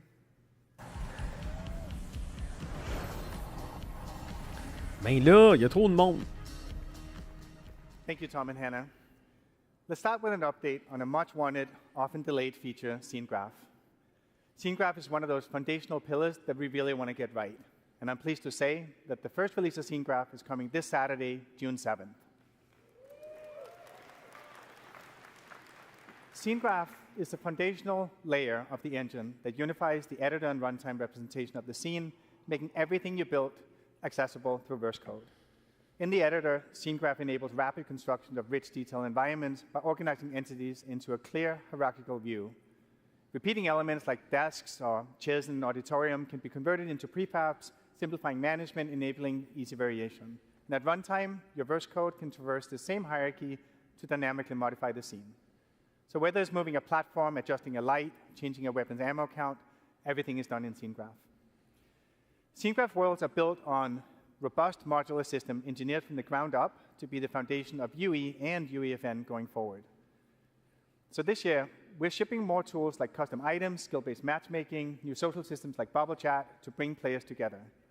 But before we get into roadmaps, I want to share an update on something we talked about last year. We intended to ship the first season of Fortnite Battle Royale, built with UEFN in version 2025. Since then, plans have changed a bit, and we're not going to be able to meet that target. Right now, we're tracking to 2026.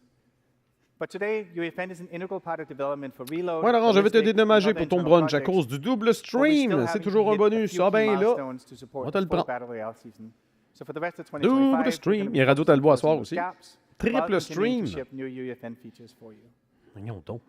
A big focus of working on making it easier for players to find amazing games you've built. The release of off-platform features like deep linking, enabling you to market your game on social media, link players directly to your island inside Fortnite. An in-game retention tool. Pizza Shop Tycoon, je sais pas à quoi ça me fait penser, en tout cas. Build and engage communities directly inside Fortnite. So far, 6 creators have already surpassed 1 million favorites in games since launching the feature last year. C'est tout le temps pareil. Hein. Dès qu'il y a du user-generated content, c'est tout le temps. Faisons une copie de quelque chose qui existe. To further support that growth, we're doubling down on data sharing and helping you make smarter decisions as you build and launch your games. Let's talk a bit about the new Fortnite Data API. We are building Fortnite to be a true open ecosystem, one where creators have full insight into every dynamic factor that makes a game successful. And the Fortnite Data API is a key part of that vision. 2 years ago, we made the CTU of every Fortnite island visible in-game. It gave creators a clearer view into what resonates with players, helping to surface trends and improve iteration so creators can build more strategically. And community-based tools like Fortnite GG and FCHQ have shown the value of transparent Fortnite data. Now we're expanding that visibility. We released the first version of Fortnite Data API 1 week ago, giving creators access to essential metrics like acquisition, engagement, and retention. Vas-tu au EB Games au Best Buy jeudi matin, Laurent? Triangulez-moi pas. Will extend to all islands in Fortnite. You can use the API to build your own dashboard or reference existing tools and websites to better understand performance, giving you the opportunity to find the right genre, the right audience, and the right moment to launch your game driven by insights, not guesswork. You can learn more about the Data API in our Creator Portal talk tomorrow. Now, we'd like to introduce our latest work that enables developers to use emerging tech to create awesome games. The Epic Developer Assistant is an AI tool that currently in beta that will improve creator productivity. It's a general-purpose chatbot that can guide you through developing games in UEFN. And it'll even generate verse code jeudi ou vendredi? C'est vendredi. Please welcome Heather Storm, who will help us drive a live demo of the assistant. Non, c'est moi qui est fou.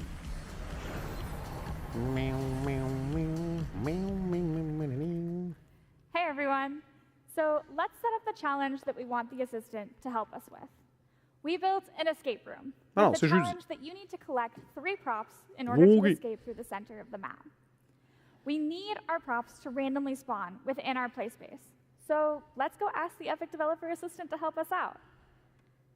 Now, I don't want to subject you to my typing skills, so we're going to copy and paste the prompt directly into the assistant. Hey, assistant, I need some verse code that will randomly spawn. Bon, l'intelligence artificielle encore.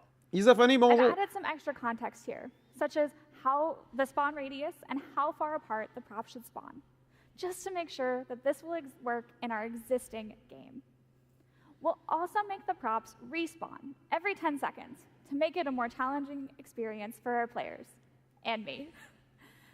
Finally, we'll name our verse file and the editable variable, prop to spawn. So while the assistant generates a response, you can see it may provide relevant documentation to your request. The assistant is powered by GPT-4.1 and is fine-tuned using our, Epic's own verse code licensed from creators who signed up to help, and all of our current documentation. And once the assistant has generated the code, it'll test if the code can compile. If it can't, it has a second self-repair step to correct the code. It looks like it's generated. It tells us how to use it, and then we have the code. All right, it looks good. Let's go into VS Code and paste it directly into our file. Now, I already started this code earlier today to make it a little easier for us to do this live. So let's delete everything that's there and replace it with what we just generated from the assistant. We'll save, and then we'll press the build button in the top right-hand corner, and it built successfully. All right, but we're not done yet. Elle était stressée. Now let's go into UEFN and make sure that the random prop spawner verse device is set to spawn the correct prop, our custom prop banana. All right, that's all good. Let's push verse changes. And finally go in Une to IA live pour edit. Unreal Editor, ben oui. When this loads, we'll be able to test that our random spawner code works, making sure that our Ça bananas amène les spawn script kiddies randomly, à... and that every 10 Ça amène les seconds, script they kiddies à un tout autre niveau. We gotta As-tu vu que les collect récentes 3. statistiques montrent que le chômage augmente chez les programmeurs en raison de l'IA, Laurent? Ben, j'ai pas vu, mais je suis pas surpris. And now we can escape. And that's it. Now our team can continue to iterate and refine our game.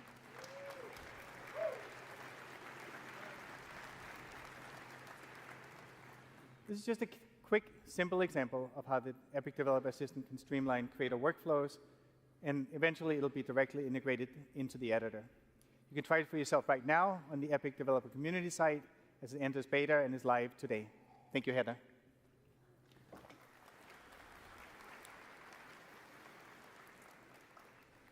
All this is all part of a bigger mission to give creators more power and flexibility to bring your creative vision to life. Another example of this is how we've redefined what's possible through deep IP integration.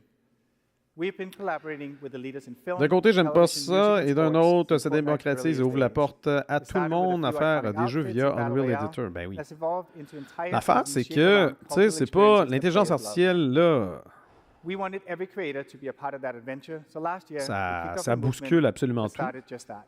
We work with brands so creators can build with world-class IP. Mais tu sais, quand on y A simple pense, one-click agreement, moi, aujourd'hui, je suis capable, avec mon laptop, de faire un montage très comparable à ce que la télévision peut produire.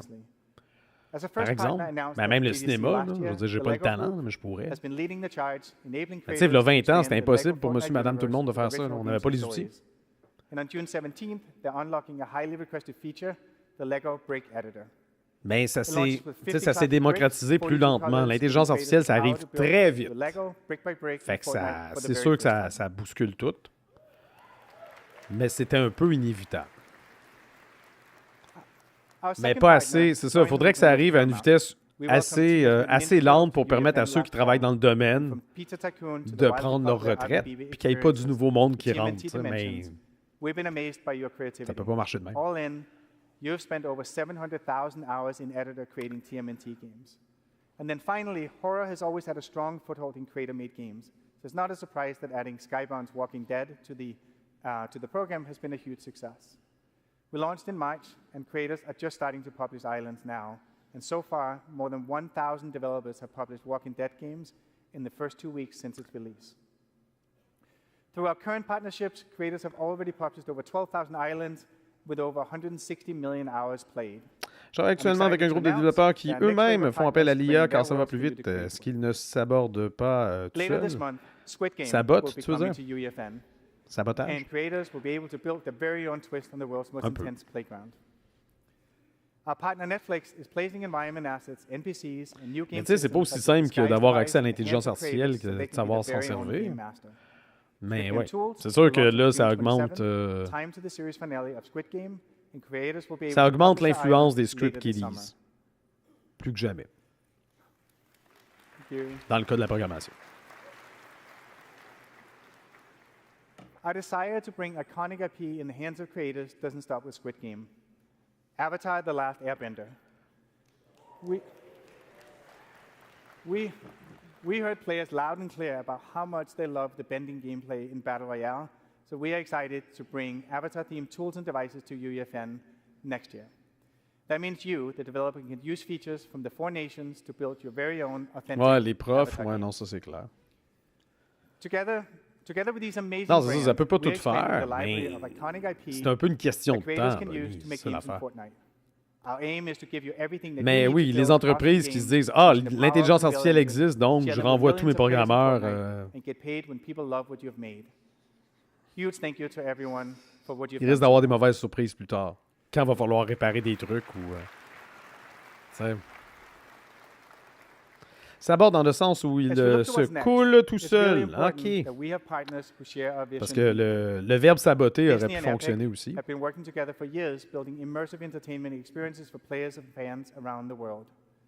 Sean Shoptaw from Disney is here to talk today about what we've been working on lately and where we're going to go, including a huge surprise for the creator community.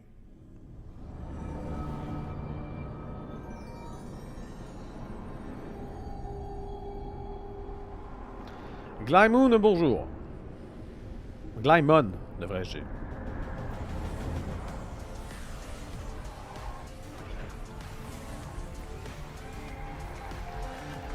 La quête du bois dans la place. L'intelligence artificielle, va-tu couper le bois à sa place? Disney has been leveraging Unreal across film, c'est Disney. theme parks. Dans une ancienne vie, je faisais de la conception 3D mécanique. J'étais dans la nouvelle génération qui apportait cette évolution aux entreprises. Beaucoup de vieux concepteurs qui étaient habitués au 2D ont réorienté leur carrière, mais en même temps, on ne pouvait pas arrêter l'évolution à cause de quelques réticents qui ne veulent pas évoluer. Ben, c'est ça. C'est une lame à double tranchant parce qu'il y a quand même des bénéfices. Mais effectivement que ça menace des emplois. Fait que là, t'es comme... Je suis content, mais je suis pas content. Mais c'était un peu inévitable. Lagui, bonjour! Laurent, le film Star Trek 6 nous a appris que le verbe saboter est venu des ouvriers qui s'opposaient à l'industrialisation, qui tiraient leurs sabots dans les machines pour les briser. Alors oui, ton terme marchait aussi. Ben, voilà.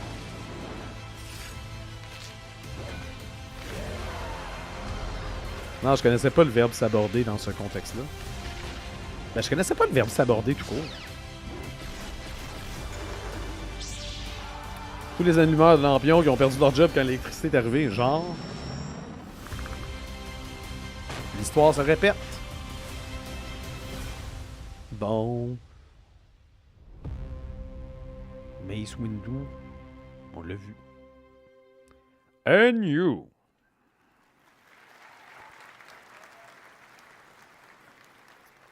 Just a few weeks ago, we launched Galactic Battle, our most ambitious Star Wars Battle Royale collaboration in Fortnite to date. As part of this season, we partnered with Epic bon, amis, ma vessie va exploser, je reviens. Today to debut the Star Wars Watch Party Island. For the first time ever, we brought a Disney Plus series into Fortnite. Players got early access to the first 2 episodes of Star Wars Tales of the Underworld before they debuted on Disney Plus. The environment went far beyond a typical linear viewing experience. Fans battled waves of stormtroopers, explored iconic Star Wars locations, and unlocked exclusive in-game rewards. We are excited about the possibilities that social experiences like these represent for the future of linear content consumption. It was a first-of-its-kind moment, and fans showed up in a big way. More than 5 million players visited the island, spending more than 1.7 hours watching together. But that's not the only surprise we launched together recently. We also partnered with Epic to bring the first-ever AI character into Fortnite.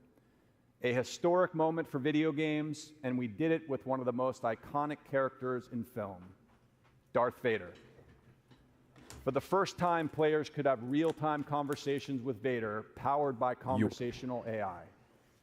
This experimental feature offers a glimpse into the future, showing how Disney and Epic are responsibly embracing emerging technologies to expand the boundaries of storytelling and reimagine what's possible in gameplay. Innovation has always been at the core of Disney's DNA. T'es passé un pirate des mers, Laurent. Tu bois pas de rhum, mais s'aborde pas des bateaux. Oui, mais à l'abordage. Ça a-tu un lien, s'aborder puis aborder? À l'abordage? Bon, l'intelligence artificielle qui va reprendre la voix de Darth Vader.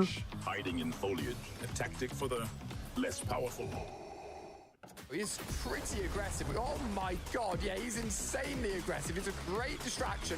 Darth Vader actually put it in work. Look at that. Boss versus boss battle. Get him, Darth Vader! Get him! Yeah! What do you think of that guy, Cypher PK? Cypher PK. I do not concern myself with minor streamer's apprentice. Why is he roasting me? Darth Vader, you're funny, bro. You're funny. You're a funny guy. Your persistence is growing tiresome, imposter. Oh my god! I will not tolerate this disrespect much longer. Did he just do that to me? There's one player left. We need to take him out. Indeed. Let us ensure this final engagement is decisive. The match is ours. Another triumph for the Empire. Et là là. Aborder, c'est arrivé à une île. Quand on arrive à une île. The next chapter of our relationship with Epic, we're inspired by the movement Sax just spoke about. Non, mais à l'abordage, c'est quand nos troupes vont rentrer de force sur un bateau ennemi, non? Bringing the creator community into this universe has been a foundational part of our plan Je suis pas un marin. From the beginning. We want to empower our fans to build their own experiences with the characters and stories they love. Storytelling is at the center of everything we do at Disney, and we believe there are incredible storytellers outside our own walls. That's why I'm excited to announce today that we will be bringing Star Wars to UEFN.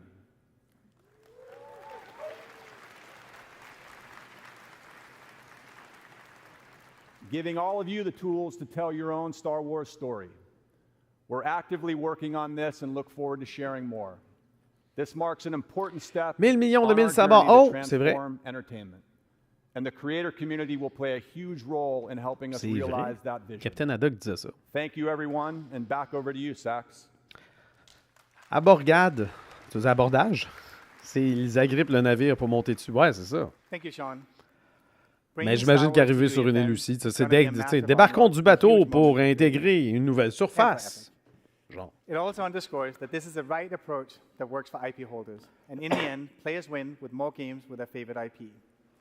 This is one of the many ways that we're collaborating with Disney to bring their IP to players in new category-defining ways, including, most recently, with Darth Vader in Fortnite. As game developers, our job is to entertain players, and AI is ultimately a tool to make games more fun and immersive. It enables infinite possibilities for two-way dialogue, just like we saw with Darth Vader. And as a next step, we want to take what we've learned and share the underlying technology with you. So later this year, we'll give creators the tools to build your own engaging AI-powered NPCs in Fortnite.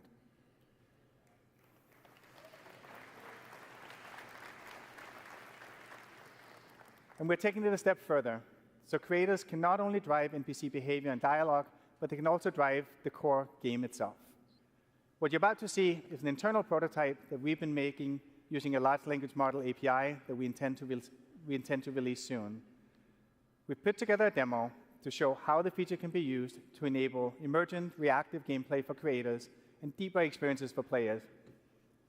It's a live demo running in a live environment. Ça fait penser, Laurent, il y a quelqu'un sur Blue Sky qui postulait que si tu prenais n'importe quel scientifique historiquement important des 200 dernières années et que tu les transplantais aujourd'hui, il n'aurait Dieu que pour Wikipédia. Peut-être. C'est aborder, c'est couler un bateau. Mais non. Ah! Ouais. Non, mais c'est ça. Lucie, en effet. Oui. Je pensais qu'on parlait encore d'abordage. C'est mêlant. C'est presque le même mot.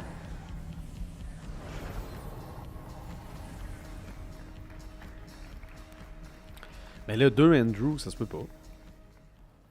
Overdose d'Andrew. Rien à propos du SAG-AFTRA, Darth Vader AI voix au tribunal. Ouais, ben... D'après moi, ils ont probablement convenu avec la famille la descendance de... Voyons. Lui, le père du prince à New York, là. This device enables you to create characters with personalities that players can talk to. You can select the type of voice and delivery you want for your NPC. James Earl Jones, ouais, d'après moi, Disney a convenu d'une entente avec la descendance de James Earl Jones pour les payer, là, parce que... Je suis assez vieux pour me rappeler des vendeurs d'encyclopédia Britannica, ouais, qui faisaient du porte-à-porte. Au Royaume-Uni, its ultimate goal is to guide me to press the glowing red button with comedic finesse. The code provides the AI with facts about the contents of the world and guidance of how it should interact with the player. It's about 20 lines of text in total. The Verse API enables us to adapt facts in runtime and to receive Encarta 98 for the win. Encarta 98 ou rien. Right. Voilà, c'est dit. Let's jump over to Fortnite and see how this all comes together. And remember, like the AI insistently, the only sole purpose is to get the player to press the glowing red button. All right, take it away, Andrew and Andrew.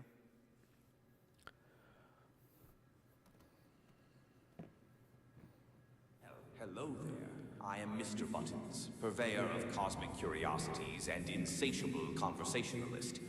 What brings you to this spectacular catwalk, my friend? Perhaps a yearning for the unknown.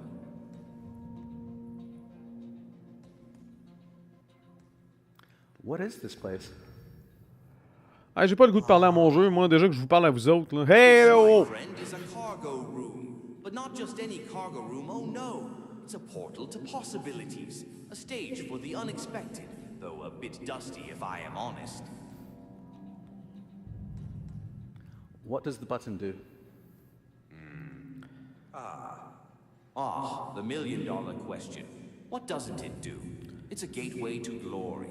Ticket to transformation. Encastas, bonjour. Jukebox, bonjour. You get the idea.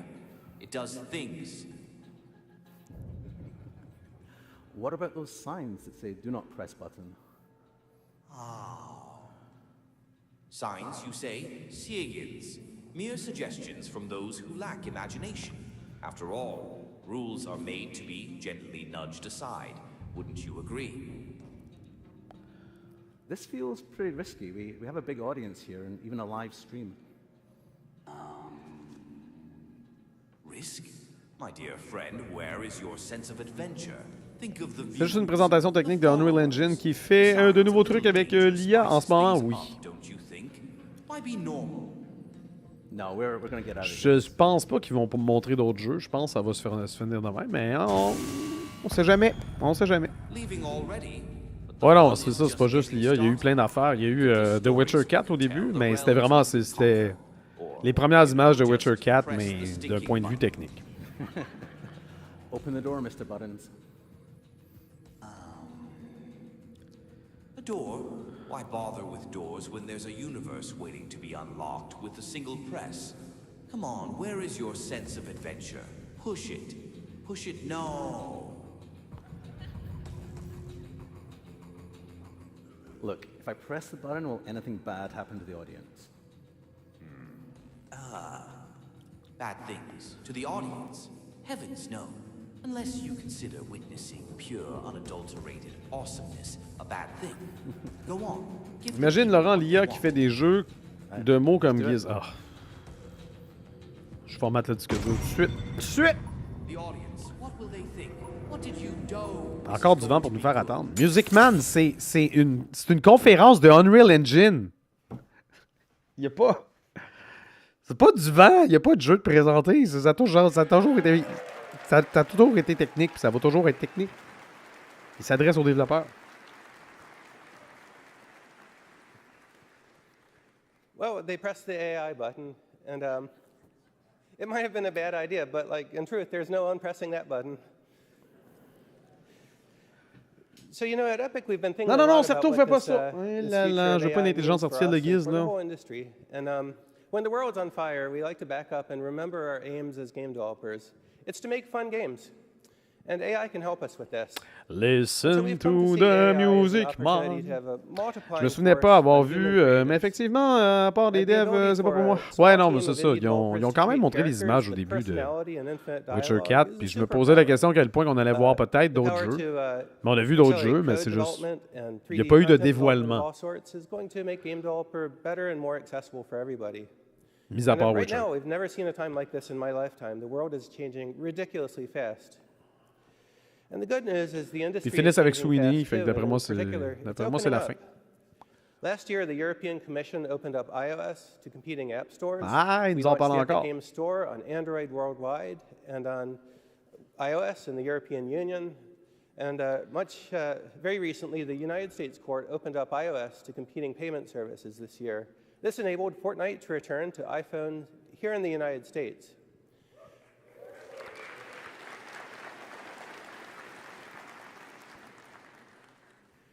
That court decision was a huge victory for all developers, not only Fortnite. And it means that now revenue is shifting away from useless gatekeepers and middlemen to developers who actually build the stuff. The people like us.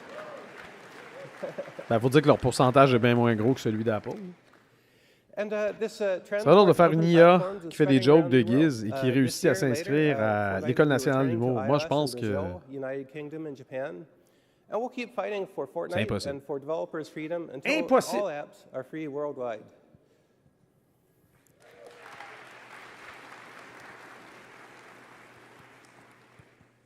So we have big plans for the future, and we're optimistic about the way the industry is developing.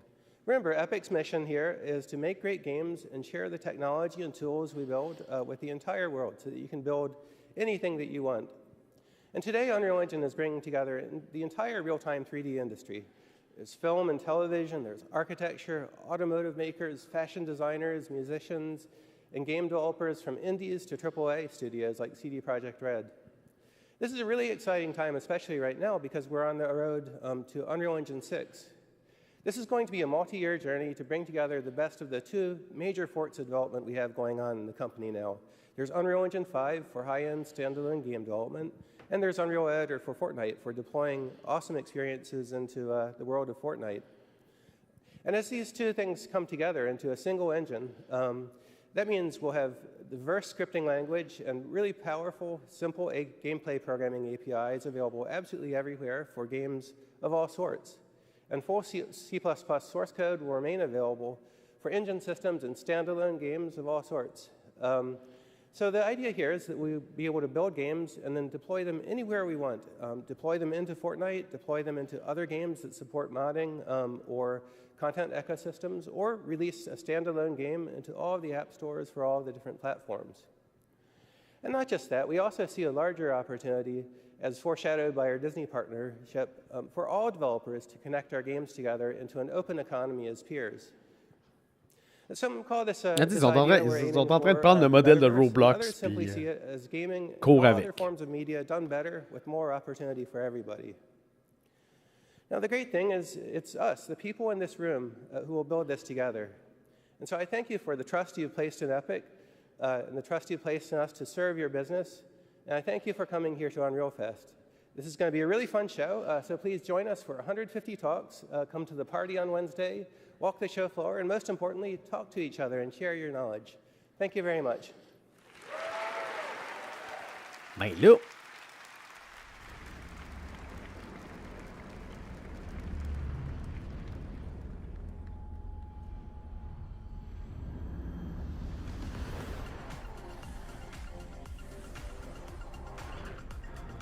Have an amazing Unreal Fest.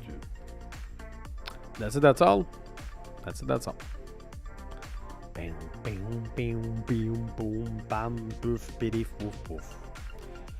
c'était bien. Je me serais attendu... Il y avait des rumeurs par rapport à CD Projekt Red puis Unreal Engine. Mais en lien avec Cyberpunk, mais je pense que c'était juste que les gens qui avaient écrit ça avaient un angle mort assez important concernant Witcher 4. Ça m'aurait surpris qu'ils abandonnent... Oui, ils vont abandonner Red Engine, mais t'imagines s'ils faisaient un changement de moteur de jeu dans Cyberpunk 2077, en plein milieu.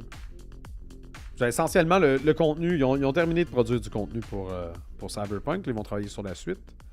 Je pense que la suite va être sur Unreal Engine 5, mais...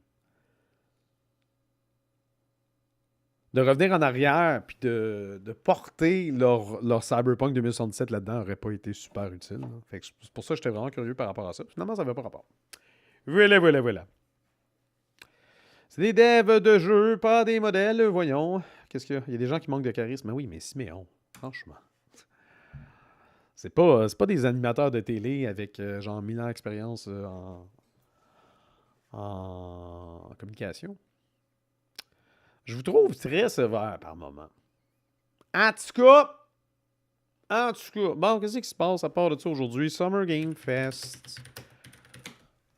On va regarder l'horaire. J'ai regardé tantôt. Yeah.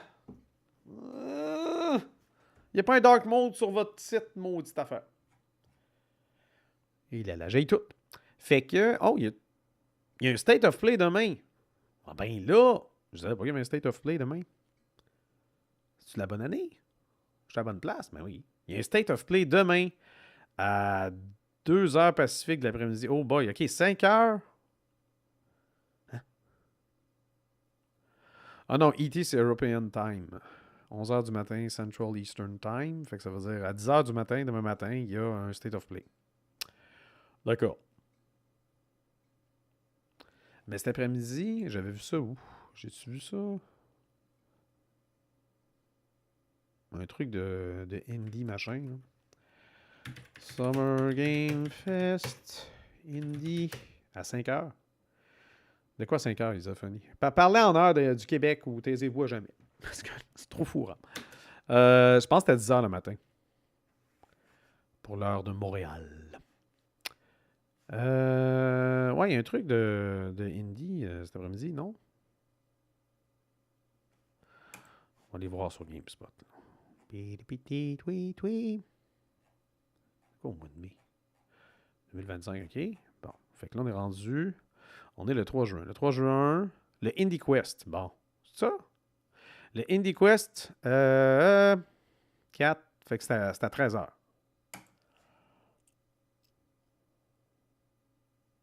C'est bien ça?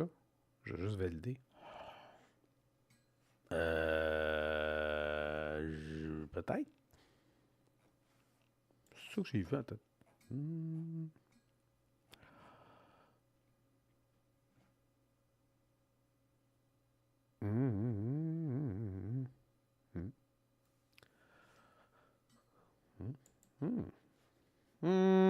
Quand j'ai cliqué sur la vidéo du State of Play, ça dit pour demain, 17h. Ah oui, non, mais c'est parce que on parlait d'autres choses, là. Attends, moi... OK, oui, non, attends, mais quoi? Qu'est-ce qui se passe encore? Tout est mélange, je suis mêlé. Le State of Play demain. Pacific Time, 2h de l'après-midi. Fait que si c'est à 2h de l'après-midi, Pacific Time, donc l'heure de Los Angeles, ben là, il faut reculer. Ah non, eux, ils sont... C'est nous qu'on est d'avance sur eux. Ouais, t'as raison. C'est 3 heures de plus. Oui, OK, c'est à 17h demain soir. D'accord. Oui, t'avais raison. C'est moi qui ai mal calculé. C'est moi qui est dans le champ. Je soustrayais l'heure pacifique alors qu'il fallait que je fasse le contraire. C'est ça, hein? C'est ça? Oui. Oui, nous autres, on se réveille avant Los Angeles. Fait que s'ils ont quelque chose de prévu à 2h d'après-midi ou 3h d'après-midi, 5... 14, 15, 16, 17. Ouais, c'est ça. Heure Pacifique est 3 heures avant et non 3 heures après. Fait que il faut que j'additionne, il ne faut pas que je soustrais. Ouais, mais c'est bizarre que le Summer Game Fest... L'événement indépendant de cet après-midi, je pense qu'il est tellement indépendant qu'il n'est pas dans l'horaire du Summer Game Fest. C'est parce que c'est une affaire où il n'y aura pas vraiment de... Je sais pas. Non, on va regarder pareil. On va regarder pareil. Je vais juste... C'est juste que je sais plus où ce que j'ai vu cette information-là tantôt. J'étais sûr que c'était dans l'horaire normal, mais ça a l'air que non. De petit pot. C'était-tu Kotaku qui en parlait? Ah! Comme l'heure de Vancouver. Genre. Mais oui, ça va être Indie Quest, j'ai l'impression. Qui appelle ça de même. Fait je serai de retour à 13h. Essentiellement, c'est ce que je veux dire.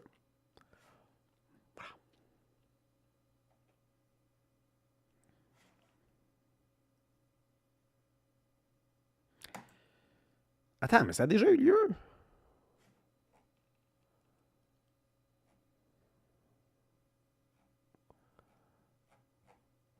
Ou il y a du monde qui ont produit un article d'avance. Hein? OK, mais ça, c'était... Je comprends rien. Ça, c'était au mois de mai. Mais non, mais ça a déjà eu lieu. Je comprends rien. Ah, j'ai-tu halluciné puis il n'y a rien cet après-midi? J'étais sûr qu'il y avait un événement cet après-midi. Mais oui, je suis super mêlé parce que il n'y a rien de clair. Parce que Summer Game Fest a son propre horaire, mais il y a des affaires qui se passent en parallèle. Il y avait un truc de jeu indépendant cet après-midi. Je me souviens plus comment ça s'appelle. Puis je sais plus où j'ai vu ça. Puis là, je comprends plus rien. Oui, c'était sur le site de Game Radars, je pense, il me semble. Que je peux pas... On va aller voir ça. Et là là. Bon.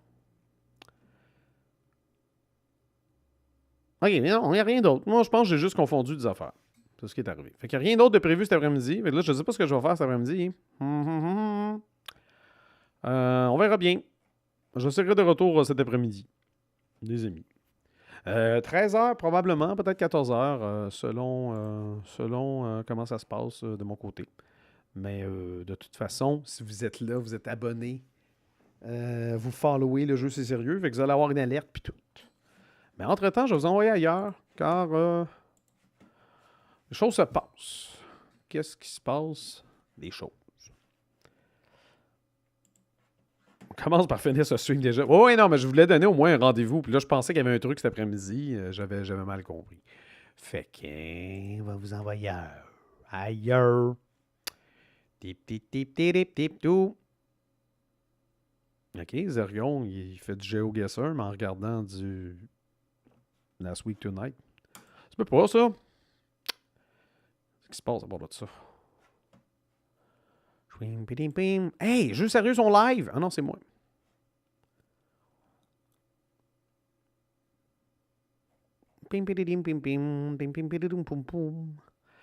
On va vous envoyer voir Elisa Phantom Hive qui est en train de jouer à Elden Ring. Sachez-le. Fait que je vous envoie là-bas. Raid. Donc, on se retrouve tantôt. Bon, Laurent fait du guise. C'est quoi le rapport? Faire du guise?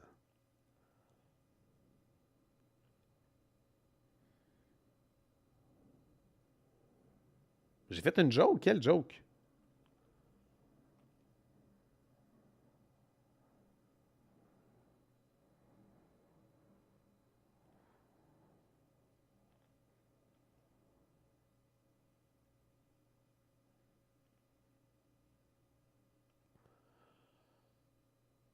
Le jeu, c'est sérieux. Ah oui, mais bon, franchement. Giz aurait pas fait une joke de même. Giz aurait fait une joke bien plus plate, en tout cas. Je t'en passe un papier.